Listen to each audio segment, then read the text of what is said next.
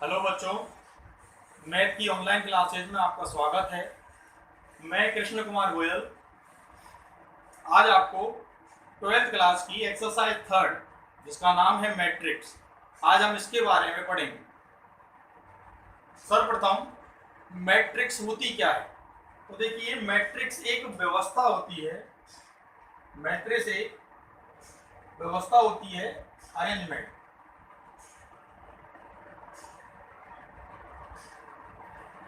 व्यवस्था किसकी? या तो संख्याओं की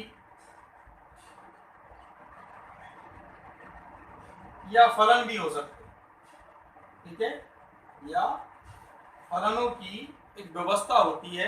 कौन? मैट्रिक्स, जिसको हिंदी में आव्यूह भी बोला जाता है। व्यवस्था किस प्रकार होती है वो समझिए। देखिए, जैसे इस तरह से मैंने कुछ संख्याएं लिखी हैं।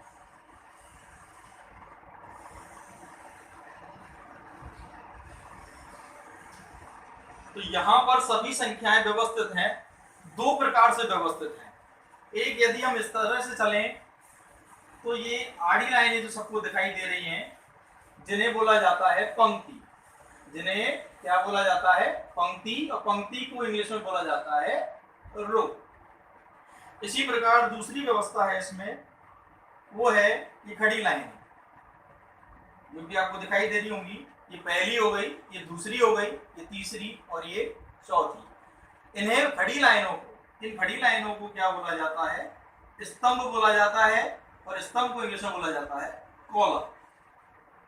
तो जो आड़ी लाइन है उन्हें बोला जाता है पंक्ति, और जो खड़ी लाइनें हैं उन्हें बोला जाता है स्तंभ। अब बात करते हैं मैट्रिक्स या आव्यूह।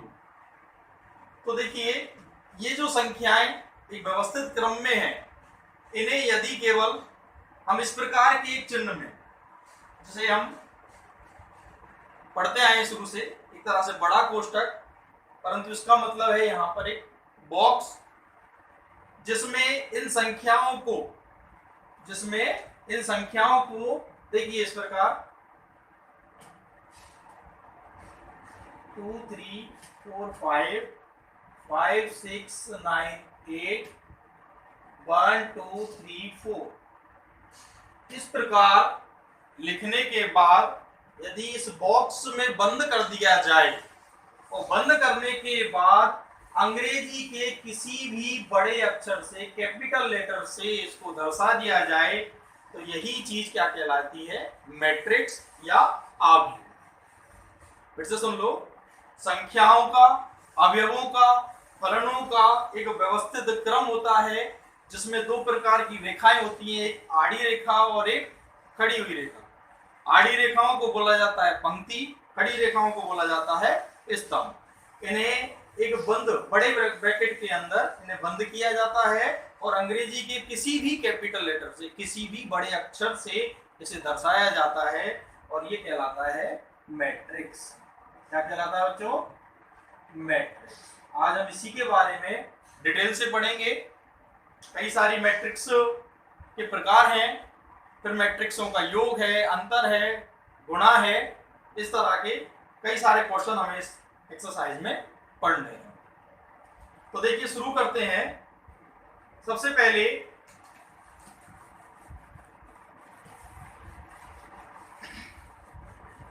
देखिए, हमने अभी एक मैट्रिक्स लिखी, इसको फिर से लिख लेते हैं। यहां पर जैसे हमने यहां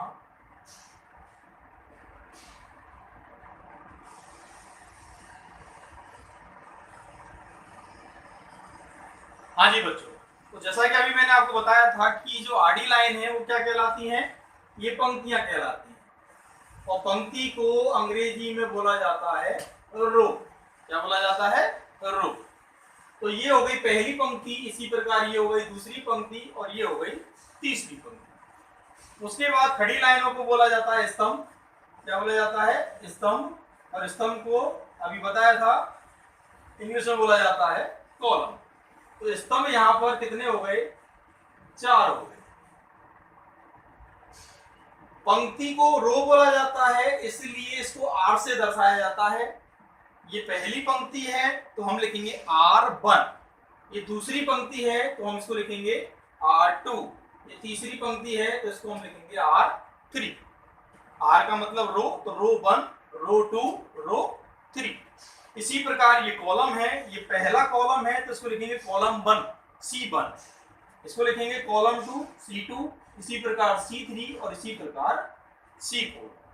तो यहाँ तो अभी केवल अपन ने क्या पढ़ा है कि मैट्रिक्स के अंदर व्यवस्था किस प्रकार रहती है। जो व्यवस्था है उसको नाम दिया गया है, एक तो पंक्ति होती है इसमें और एक स्तंभ होते हैं। पंक्ति यहाँ से स्टार्ट होंगी, ये पहली पंक्ति कहलाएगी, उसके बाद दूसरी, तीसरी, चौथी, ये कितनी भी हो सकती है। इसी प्रकार स्तंभ यहाँ से स्टार्ट होंगे, पहला, दूसरा, तीसरा, चौथा और सो ऑन, इसी प्रकार। इसके बाद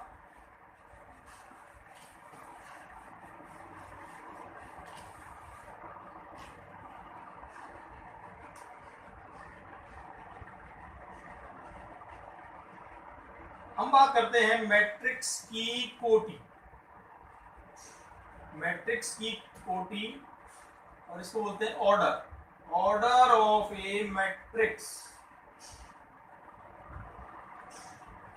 देखिए बच्चों, हमें मैट्रिक्स की कोटि ज्ञात करनी है। कोटि कह लो, क्रम कह लो, या फिर इंग्लिश में बोल दो ऑर्डर। ठीक है, यहां हम कोटि कैसे ज्ञात करते हैं? तो कोटि होती है number of rose into number of columns. पंक्तियों की संख्या गुणा स्तंभों की संख्या। जैसे ये कोई मैट्रिक्स हमें दी हुई है और हमसे पूछा जाए कि मैट्रिक्स ए की कोटि क्या है। मैट्रिक्स ए की हमें कोटि ज्ञात करनी है। ठीक है बच्चों, तो यहां पर हमें पहले क्या लिखना होगा? नंबर ऑफ रोज, पंक्तियों की संख्या। देखो इसमें पंक्तियां गिनो, पहली पंक्ति, दूसरी पंक्ति, तीसरी पंक्ति। कितनी पंक्तियां हो गई? 3 गुणा, इसके बाद लिखा हुआ है नंबर ऑफ कॉलम्स, स्तंभों की संख्या। स्तंभ कितने हैं इसमें?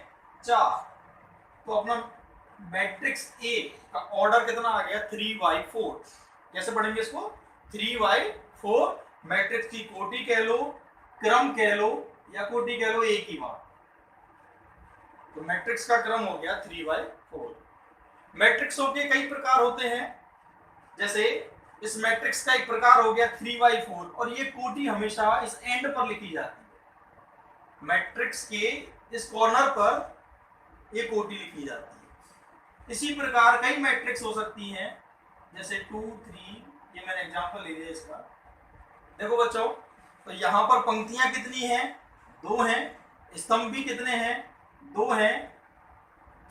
तो यहाँ कोटि क्या हो गई? 2/2, क्योंकि पंक्तियां भी 2 हैं और स्तंभ भी 2 हैं। इसी प्रकार और भी मैट्रिक्स अपन ले सकते हैं। देखिए यहां पर पंक्तियां कितनी हो गई? 1 और 1 2। ये हो गई पहली R1, ये हो गई दूसरी R2। इसी प्रकार ये हो गया C1, ये हो गया C2 और C3। 2 पंक्तियां हो गई, 3 स्तंभ हो गए। तो पहले पंक्ति गुणा स्तंभ। इसी प्रकार अगर हम केवल इतना भी लिख दें, केवल एक ही अवयव, एक ही संख्या लिख दें, तो इसका क्रम क्या हो जाएगा बच्चों? देखो पंक्ति भी 1 है और स्तंभ भी 1। ये हो गई 1/1 की। ठीक है बच्चों, चाहो तो तुम साथ में इसको नोट कर सकते हो या फिर वीडियो को वहां पर पॉज करके भी नोट डाउन कर सकते हो। कोटि समझ में आया? आगे चलते हैं।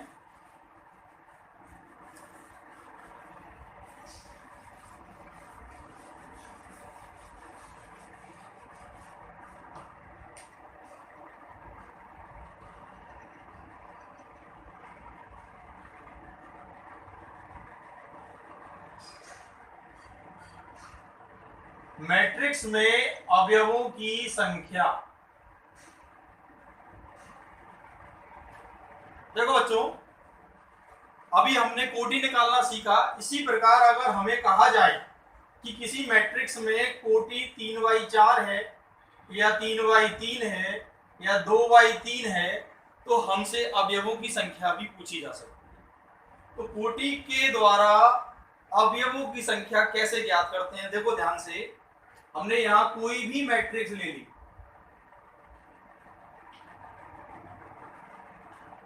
देखो बच्चों, अगर इस मैट्रिक्स की कोटि पूछी जाए तो आप सभी जानते हो मैट्रिक्स की कोटि क्या होती है, पंक्तियों की संख्या इंटू स्तंभों की संख्या। पंक्तियां कितनी हैं, 2 हैं, स्तंभ कितने हैं, 3 हैं। पंक्तियां कितनी हैं, 2 हैं, और स्तंभ कितने हैं, 3 हैं। अवयव सभी को दिख रहे हैं। देखो मैट्रिक्स के अंदर जो संख्याएं लिखी जाती हैं उन्हीं को क्या कहते हैं, अवयव। मैट्रिक्स के अवयव, ये जो संख्याएं हैं, ये अंक हैं, यही क्या कहलाते हैं, अवयव कहलाते हैं। अब इन अवयवों की संख्या हमें ज्ञात करनी है कोटि के द्वारा। केवल अगर हमें कोटि दी हुई है, जैसे 3/4, 3/3 या 2/3 या कुछ भी दे दे, वो 6/1, इस तरह से कुछ भी दे सकता है, और हमसे पूछेगा अवयवों की संख्या। अब इस मैट्रिक्स में तुम्हें मैट्रिक्स भी दिख रही है और कोटि भी दिख रही है। अभी अब तुम यहीं से गिन भी सकते हो कितने आ रहे हैं, 6 आ रहे हैं, और कोटि क्या है, 2/3। कहने का मतलब जो तुम्हारी कोटि है उसी को अगर तुम मल्टीप्लाई कर देते हो, जैसे 3 × 4, इसको मल्टीप्लाई करने पर आ गया 12, तो इसमें अवयवों की संख्या कितनी होगी, 12 होगी। 3/3 अगर कोटि है तो इसमें अवयवों की संख्या कितनी हो जाएगी, 9। 3 × 3 कितना होता है, 9 होता है। 2 × 3 कितना होता है, 6, तो इसमें अवयवों की संख्या कितनी होगी, 6 होगी। इसी प्रकार 6/1, तो यहाँ पर मल्टीप्लाई करने पर क्या आएगा, 6, तो इसमें भी अवयव कितने होंगे, 6 होंगे। क्लियर बच्चों? तो अवयवों की संख्या कोटि के द्वारा कैसे ज्ञात करते हैं, सिंपल, कोटि को गुणा कर दो, गुणा करने पर जो आता है वही अपनी अवयवों की संख्या होगी। इसके बाद इसमें क्रॉस क्वेश्चन भी किए जा सकते हैं। जैसे सपोज करो यदि किसी मैट्रिक्स में 12 अवयव है, यदि किसी मैट्रिक्स में 12 अवयव हैं, हमें अवयव दिए हुए हैं, और हमसे कहा जाए कि इसकी कोटि क्या क्या बन सकती है। अब देखो हमने अभी देखा था कि ये 12 है, ये 9 है, ये 6 है, ये अवयव कैसे आए थे, मल्टीप्लाई करने पर आए थे। तो इसी प्रकार अगर हमें अवयव दे रखे हैं और हमें कोटि ज्ञात करनी है, तो कोटि बहुत सारी हो सकती है। जैसे ये 12 है, तो एक तरह से आप इसके अभाज्य गुणनखंड कीजिए। देखिए सबसे पहले 12 में 1 का भाग दो, तो 1 का भाग 12 बार जाएगा, 1 × 12 इसकी कोटि हो सकती है। 1 × 12 इसका मतलब हुआ पंक्ति 1 है और स्तंभ कितने हैं, 12 हैं। इसी प्रकार इसका उल्टा कर दो, तो 12 × 1, देखिए 1 × 12 भी 12 होता है, 12 × 1 भी 12 होता है। 12 × 1 का मतलब है 12 इसमें पंक्तियां हैं और ओनली 1 इसमें स्तंभ है। इसी प्रकार आगे बढ़ेंगे, इसको 2 से डिवाइड करेंगे तो क्या हो जाएगा, 2 × 6 हो जाएगा। 2 पंक्ति हो गई, 6 स्तंभ हो गए। इसका उल्टा कर दो तो 6 × 2, 6 पंक्ति हो गई, 2 स्तंभ हो गए। इसके बाद इसमें 3 का भी भाग जा रहा है, 3 × 4, देखिए ध्यान से, 3 × 4, 3 पंक्ति 4 स्तंभ, ये भी इसकी कोटि हो सकती है। 4 × 3, ये भी इसकी कोटि हो सकती है, ठीक है। इसके बाद 6 से डिवाइड करोगे, 6 × 2 आ चुका है, और एक 12 का जाएगा, 12 भी इसमें आ चुका है। तो इसकी कोटि कितनी हो सकती है, देखो 1 2 3 4 5 और ये 6 कोटि हो सकती है, क्योंकि अवयवों की संख्या कितनी है, 12। तो 12 इनमें से किसी को भी देख लो, सबको मल्टीप्लाई करने पर 12 आ रहा है। तो इसकी जो संभावित कोटि होंगी, इसकी जो संभावित कोटि होंगी वो ये सब 6 प्रकार से हो सकती है। क्लियर बच्चों? इसी प्रकार जैसे तुमसे कहा जाए कि अगर कोटियों की संख्या 8 है, अवयवों की संख्या 8 है, 8 अवयव दिए हुए हैं, तो अब कोटि क्या क्या संभावित है। देखो एक ही प्रोसीजर है, शुरुआत करो 1 से, तो 1 × 8, दूसरा इसका उल्टा कर दो 8 × 1, फिर 2 से डिवाइड करो, 2 × 4, उल्टा कर दो 4 × 2, तो केवल ये 4 प्रकार की है। इसी प्रकार यदि 11 अवयव कहता है, तो 11 अवयव में देखो बेटा 1 का भाग जाएगा, 1 × 11, उल्टा कर दो 11 × 1। इसके बाद ये किसी से भी डिवाइड नहीं होता, तो सिर्फ इसकी ये 2 प्रकार से कोटि हो सकती। क्लियर? ठीक, साथ में नोट डाउन करते रहना। अभी तो ये बेसिक चल रहा है, इसके बाद अपन अपना टॉपिक बढ़ता जाएगा, फिर एक्सरसाइज की तरफ मूव करेंगे।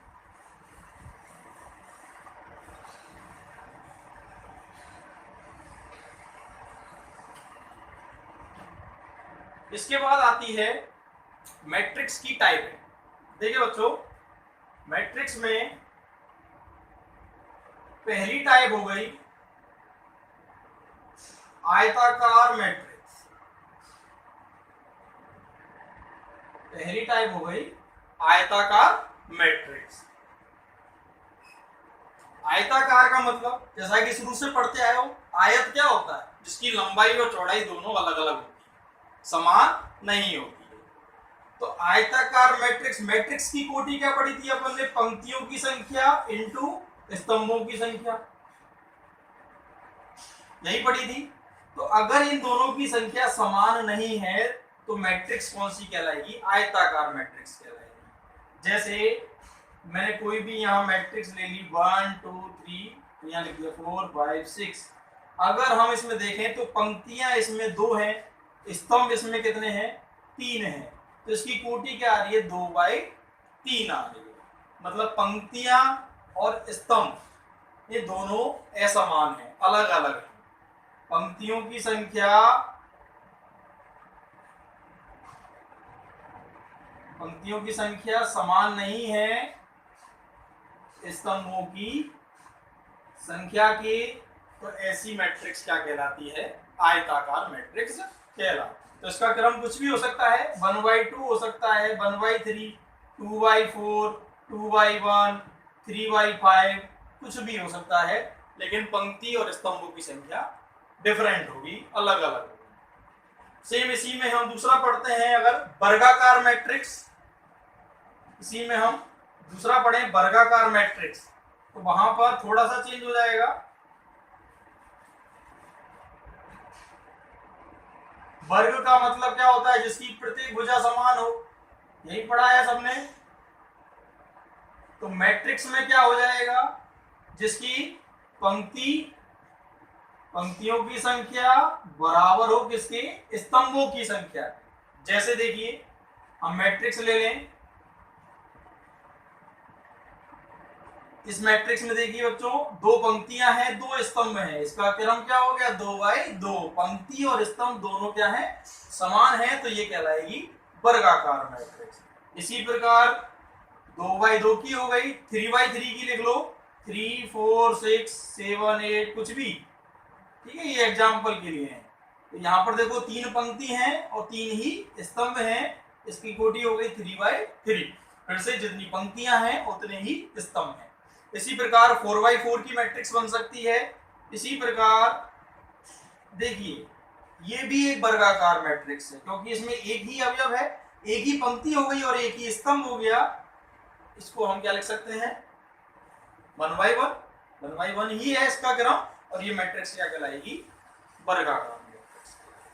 ठीक है बच्चों? अच्छा, एक चीज और इसी में बता देता हूं तुम्हें, वर्गाकार मैट्रिक्स के अंदर ही ये चीज पाई जाएगी। देखो ध्यान से देखना बच्चों, दोनों मैट्रिक्स के अंदर ये जैसा कि तुम विकर्ण पढ़ते आए हो चतुर्भुज में, सेम इसी टाइप का, ठीक है बच्चों, ये वाला क्रॉस, ये जो अवयव लिखे हुए जैसे इसमें है 2 और 3, इसमें है 3 8 और 2, ये जो है इसे बोलते हैं विकर्ण। क्या बोलते हैं? विकर्ण। जो तुम चतुर्भुज में पढ़ते थे सेम वही। और विकर्ण भी कौन सा? मुख्य विकर्ण। कौन सा विकर्ण? मुख्य विकर्ण। ये भी क्या है? मुख्य विकर्ण। तो किसी मैट्रिक्स में इस प्रकार से जो अवयव हमें मिलेंगे वो किसके कहलाएंगे? मुख्य विकर्ण के कहलाएंगे। ठीक है बच्चों? ये वर्गाकार मैट्रिक्स में ही मिलेगा, ठीक है, आयताकार मैट्रिक्स में ये संभव नहीं। ठीक है,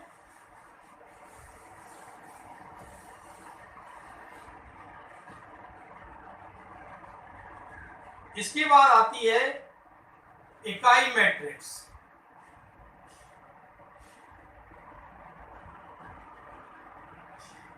देखो बच्चों ये भी बहुत इंपॉर्टेंट है, इसको बोलते हैं आइडेंटिटी मैट्रिक्स।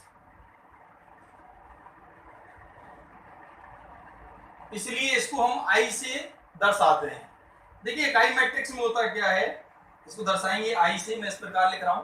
पहली बात ये वर्गाकार होती है, उसके अलावा जैसे वर्गाकार होगी तो 2/2 की होगी, 3/3 की होगी, क्लियर, या 1/1 की होगी। ठीक है, देखिए अब तो इकाई मैट्रिक्स के अंदर क्या होता है, अभी मैंने आपको समझाया था मुख्य विकर्ण। तो इकाई मैट्रिक्स में मुख्य विकर्ण के अवयव, जैसा कि देखो नाम में लिखा हुआ है इकाई, तो मुख्य विकर्ण के अवयव इकाई होते हैं, कहने का मतलब वन होते हैं। ये हो गया मुख्य विकर्ण, ये दोनों अवयव क्या हो जाएंगे इसके, वन। इसी प्रकार 3/3 की में ये हो गया मुख्य विकर्ण, इस तरह से आएंगे मुख्य विकर्ण के अवयव, ये तीनों क्या होते हैं, वन होते हैं। शेष सारे अवयव जो भी बचे कुचे हैं वो जीरो। देखो देखो बिल्कुल इजी है। इकाई मैट्रिक्स के अंदर मुख्य विकर्ण के अवयव होते हैं इकाई, इसके अलावा शेष सारे अवयव शून्य होते हैं। वो मैट्रिक्स क्या कहलाती है, इकाई मैट्रिक्स कहलाती है। ये 2/2 की मैट्रिक्स हो गई 1 0 0 1, ये 3/3 की हो गई 1 0 0 0 1 0 0 0 1। अच्छा, इसे हम I2 से भी डिनोट करते हैं, इससे I2, और इसको हम लिख सकते हैं I3। तो बुक्स में या क्वेश्चंस में या एग्जाम में तुम्हें कहीं भी अगर केवल I2 लिखा हुआ है तो तुम्हें समझ जाना है कि I2 का मतलब है 2/2 की इकाई मैट्रिक्स, I3 लिखा हुआ है तो 3/3 की इकाई मैट्रिक्स। या फिर वो स्पेशली क्लियर दे देगा कि I, इस तरह से एक लाइन दी जाएगी कि जहां I 3/3 क्रम की मैट्रिक्स है या जो भी है 2/2 3/3, वो साइड में दे देगा। केवल I2 और I3 लिखा है तो भी तुम्हें खुद समझ जाना होगा। ठीक है बच्चों।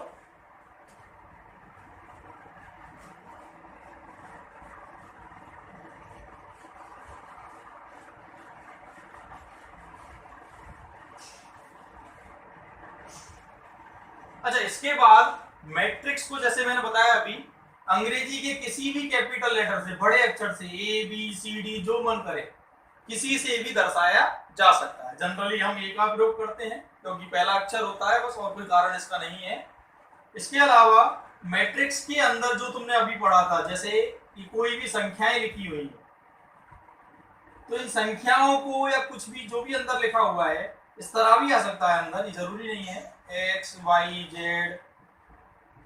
कुछ भी हो सकता है। जैसा कि मैंने बताया था कि संख्याएं और फलन कुछ भी हो सकती हैं, तो यहाँ इन संख्याओं को या फिर इन फलनों को, इन्हें बोलते हैं मैट्रिक्स के अवयव। ये भी हमने अभी लिखा ही था जब इसका क्रम लिखा था 2/3, इसका भी 2/3। हमने इनको मल्टीप्लाई किया, कितना आया था 6, और वो 6 क्या थी, अवयवों की संख्या, अवयवों की संख्या। वो अवयव कौन से हैं, ये वो अवयव हैं। इसी प्रकार इसमें कौन अवयव हैं, ये अवयव हैं। ये कैपिटल ए किसको दर्शा रहा है, मैट्रिक्स को, और ये मैट्रिक्स के अवयव। अब इन्हें शॉर्ट फॉर्म में किस प्रकार दर्शाया जाता है, तो ए बराबर, इनको दर्शाया जाता है स्मॉल ए से, और नीचे लिखा जाता है आई जे। ये ए के टांग में इस प्रकार ए और उसमें आई और जे, क्लियर। और यहाँ पर जो कोटि आती है उसको दर्शाते हैं हम m गुणा n। m वही है पंक्तियों की संख्या, n क्या है, स्तंभों की संख्या। कहने का मतलब अवयवों को अंग्रेजी के स्मॉल लेटर से, छोटे अक्षर से दर्शाया जाता है, और मैट्रिक्स को बड़े अक्षर से दर्शाया जाता है, क्लियर। अब इस तरह क्यों लिखा जाता है, और इस तरह लिखने के बाद हमें करना क्या है, ध्यान से देखो। देखो बच्चों, अब जो समझने वाली बात है वो यहाँ से शुरू है, बहुत इंपॉर्टेंट चीज है ये, इसको ध्यान से समझना। देखो बच्चों, हमने मान लो कोई भी मैट्रिक्स लिखी,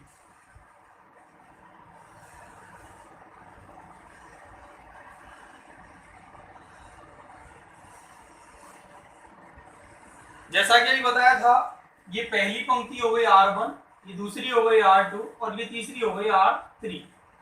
इसी प्रकार ये पहला स्तंभ C1, ये C2, ये C3, और ये हो गया C4। अभी अगर मैं तुमसे पूछूं कि अवयव 8 कहां पर लिखा हुआ है, तो तुम बताओगे कि दूसरी पंक्ति में है सर, और तीसरे स्तंभ में जाके। देखो ध्यान से, ये दूसरी पंक्ति में है 8, और स्तंभ कौन सा है, तीसरा है।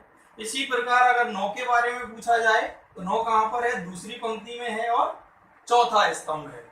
इसी प्रकार -3 कहां पर है, ये तीसरी पंक्ति में है और ये पहले स्तंभ में है।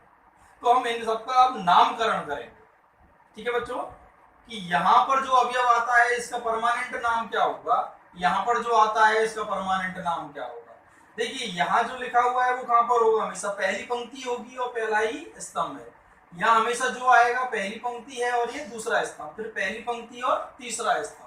अब इनको दर्शाएं किस प्रकार से, तो मैंने अभी तुम्हें बताया था a बराबर स्मॉल ए आई जे ब्रैकेट 1 m इंटू एम। देखिए ध्यान से देखना बेटो,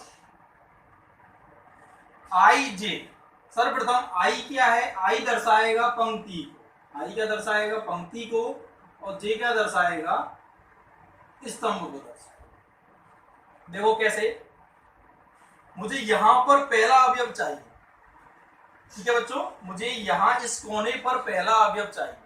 अब देखो ऊपर से देखो ध्यान से, यहाँ जो भी अवयव आता है ये पंक्ति हमेशा पहली होगी, यहाँ पर तीसरी तो हो नहीं सकती, दूसरी हो नहीं सकती, क्लियर। यहाँ पर हमेशा पहली पंक्ति होगी और इस कोने पर स्तंभ कौन सा होगा, पहला होगा, ना कि दूसरा ना ही तीसरा। तो हमें सबसे पहले तो लिखना है स्मॉल ए। मैं यहाँ इनको एक दर्शाने के लिए केवल ए का सहारा ले रहा हूँ, ठीक है। सवाल में चाहे यहाँ 2 आ सकता है, 50 आए, -3 आए, -4 आए, उससे कोई मतलब नहीं है। अभी केवल हम एक प्रतीक के चलिए, ठीक है, इन्हें हम अंग्रेजी के एक स्मॉल लेटर ए के द्वारा व्यक्त करते हैं। तो यहाँ मैं स्मॉल ए से दर्शा रहा हूँ, इसको भी मैं स्मॉल ए से दर्शाऊंगा, इसको भी स्मॉल ए से दर्शाऊंगा। डिफरेंस क्या है वो देखिए। स्मॉल ए यहाँ पर मैंने लिखा पहला अवयव, तो ये पहला अवयव कौन सी पंक्ति में है बच्चों, पहली पंक्ति में। मुझे दर्शाना है ए आई जे से, आई का मतलब पंक्ति है और जे का मतलब स्तंभ है। तो मैं केवल क्या करना है, ये पहली पंक्ति है मतलब आई का मान कितना आ गया, 1 आ गया। ये बेटा स्तंभ कौन सा है, अब जे का मान रखना है, जे क्या है स्तंभ, तो यहाँ स्तंभ कौन सा है, पहला ही है, मतलब जे बराबर भी 1 है।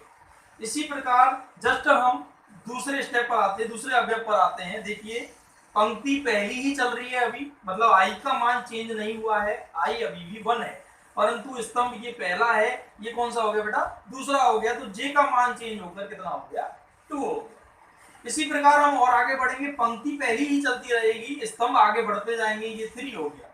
और आगे चलते हो A1 को, और आगे चलते हो A15, इसी प्रकार डॉट।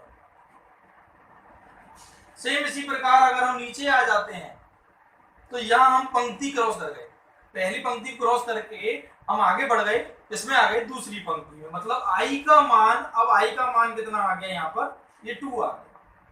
फिर से जे, देखिए पहला स्तंभ है 1, आगे बढ़ो, इसी पंक्ति में हम आगे बढ़ रहे हैं, तो पंक्ति क्या रहेगी, दूसरी ही रहेगी, आई का मान 2 ही रहेगा, लेकिन स्तंभ चेंज हो गया, ये 2 हो गया। फिर आगे चलोगे स्तंभ 3, फिर पंक्ति सेम चलेगी, स्तंभ आगे बढ़ता जाएगा। इसी प्रकार जितने भी अपने आगे नहीं है तो हम बॉक्स बंद कर देंगे, जहां भी ये रुक जाएगा वहीं ये बॉक्स बंद हो जाएगा। इसी प्रकार हम फिर क्रॉस कर गए, आगे बढ़ गए, तीसरी पंक्ति पर आ गए, तो आई का मान 3 रख दो, और स्तंभ फिर से पहला, फिर से दूसरा आ गया, पंक्ति वही चल रही है। इसी प्रकार डॉट डॉट डॉट हम, ठीक है बच्चों, बात समझ में आई। तो अगर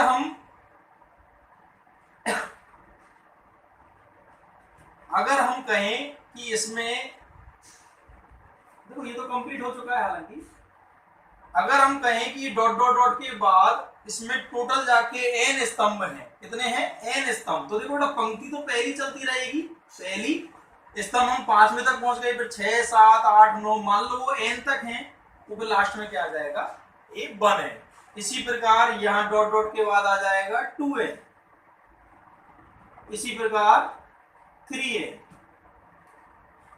और मान लो पंक्तियां बढ़ती जा रही हैं, पंक्तियों की संख्या, ये लास्ट पंक्ति है m वाली, 3 के बाद चौथी आएगी, 5वीं 6वीं 7वीं डॉट डॉट डॉट m। फिर देखो वही पहला स्तंभ am2 1 am2 am3 और डॉट डॉट डॉट, ये क्या हो जाएगा am, और इसका क्रम क्या हो गया, m/n। तो मैट्रिक्स जहां तक है वहीं तक रुक जाएंगे हम। अगर मैट्रिक्स 3/3 की है तो 3/3 पे रुकेंगे, 4/4 की है तो 4/4 पे रुक जाएंगे, 2/2 की है तो 2/2 पे। जैसे ध्यान से सुनिए, अगर ये मैट्रिक्स 3/3 की बात करता है तो केवल अपना काम यहीं तक हो गया, देखो 3/3 का काम यहीं तक हो जाएगा, क्लियर। अगर ये 2/2 की बात करता है तो ये केवल इतनी सी मैट्रिक्स हुई या नहीं हुई? जैसे ध्यान से देखिए, अगर मैं तुमसे कहूं कि मुझे 3/3 की मैट्रिक्स और उसके अवयवों को इसी प्रकार स्मॉल लेटर से दर्शाना है, कोई भी मैट्रिक्स हो शुरुआत यहीं से होगी, पहला अवयव हमेशा A11 होगा। आगे बढ़ोगे पंक्ति वही रहेगी, स्तंभ दूसरा, ये अवयव हमेशा A12 होगा। इसी प्रकार ये A13 होगा। ठीक है, हमें 3/3 की लिखनी है तो इस बॉक्स को बंद कर सकते हो। दूसरी पंक्ति पर आओगे, ये हमेशा A21 होगा, ये 22 होगा, ये 23 होगा, ये 31, 32, 33। क्लियर बच्चों? तो ये नामकरण हो गया। यहाँ पर जो अवयव आएगा उसको हम A11 बोलेंगे, यहाँ जो आएगा A12 बोलेंगे, इसको A13 बोलेंगे। जैसे अभी तुम्हें ये कोई मैट्रिक्स थी,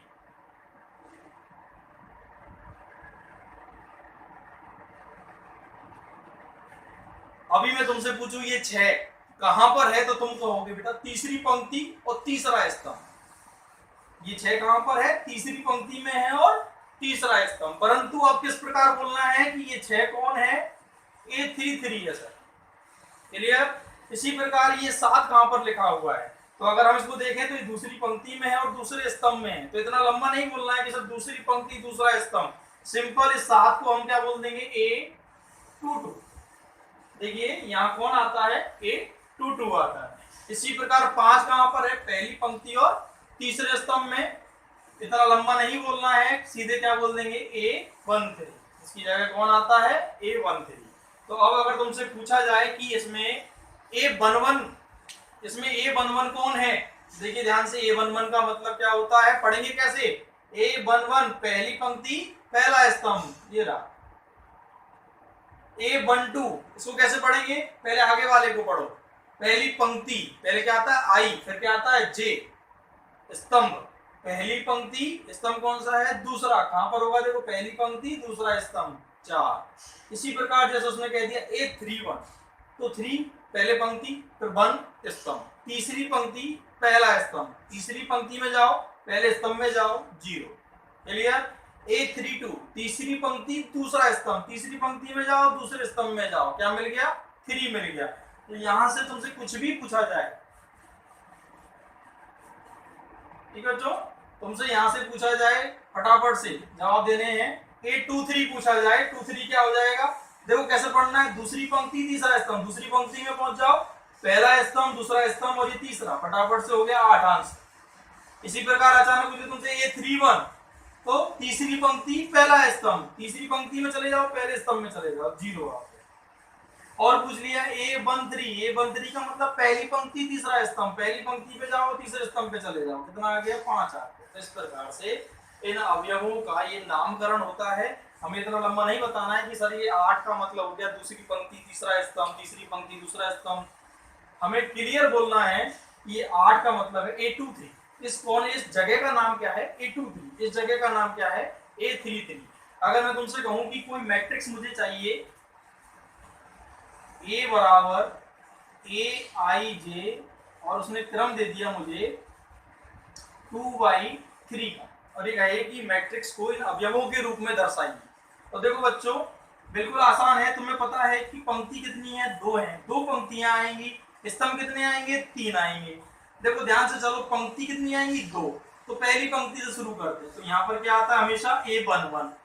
स्तंभ कितने? 3, तो हमें और आगे जाना है, फिर क्या आता है? A12। 3 है, देखो 1 2 एक और आएगा अभी, तो A13। अब हमें आगे नहीं जाना है तो इसको बंद कर सकते हो, लेकिन हमें नीचे जाना है क्योंकि पंक्ति कितनी है? 2। तो दूसरी पंक्ति के लिए क्या आता है यहाँ पर? A21। फिर और आगे चलो, A22 और फिर हो गया A23। अब हमें और आगे जाना है क्या? नहीं जाना है, क्योंकि पंक्ति केवल कितनी है? 2 और 2 पंक्तियां हो चुकी हैं, 3 स्तंभ हो चुके हैं, क्रम क्या हो गया? 2/3 हो गया। इसी प्रकार अगर तुमसे कहा जाए कि A बराबर AIJ मैट्रिक्स बनाइए 1/4 की बनाइए। अब 1/4 की कैसे बनाओगे? देखो बच्चों ध्यान से, पंक्ति कितनी है? 1, तो केवल एक पंक्ति लेनी है। स्तंभ कितने हैं? 4। अच्छा, शुरुआत होगी यहाँ से, यहाँ पहला अवयव तो आना ही आना है, A11 आ गया। आगे देखो स्तंभ 4 है, मतलब आगे बढ़ना है, तो दूसरा A12, फिर तीसरे पर जाओ, फिर चौथे पर जाओ, आगे 4, पांचवा नहीं है, खत्म या बंद कर सकते हो। क्लियर? नीचे आओगे क्या? बिल्कुल नहीं, क्योंकि पंक्ति कितनी है? एक है, एक से ज्यादा नहीं है। अगर 2 होती तो हम नीचे आते, 3 होती तो और नीचे तक आते। ठीक है बच्चों, यहाँ तक तुम वीडियो पॉज करके नोट डाउन भी कर सकते हो। कोई प्रॉब्लम है तो मुझे व्हाट्सएप पर तुम मैसेज भेज सकते हो। मैं अपना नंबर लिख देता हूँ, चाहो तो नोट कर लो नंबर।